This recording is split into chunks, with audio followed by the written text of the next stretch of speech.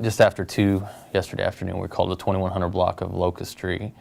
And that was in regards to a male who had sustained severe injuries and was found on the floor of the residence bleeding.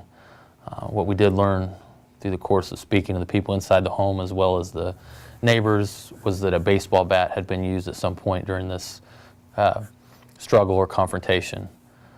At this point, after conducting the interviews and speaking to the people inside the house, we made one arrest in the case as I released that information yesterday. The victim in the case has been transferred out of every hospital, and at last check is still in critical condition. That case is still ongoing and under investigation. So I didn't know if there was any more specific questions that you guys had at this point that maybe I can answer.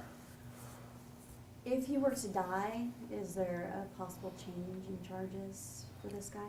Obviously, that would be something we consult with the prosecutor's office on after we've had a chance to process the entire scene and lay out all the information in the case and let them make their determination.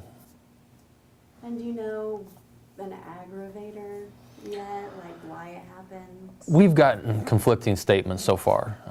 So we're going to, obviously there's a scene that we have to process. There's blood evidence there, and we're going to examine that more closely. But right now it's kind of been conflicting, what we've been told by the people inside versus some of the neighbors' statements. So we're going to, like I said, it's still ongoing. We'll look into that further. You mentioned earlier that severe injuries were sustained, possibly a baseball bat had been used at some point. Is there anything else you can share regarding the nature of the injuries or maybe a general description of the scene?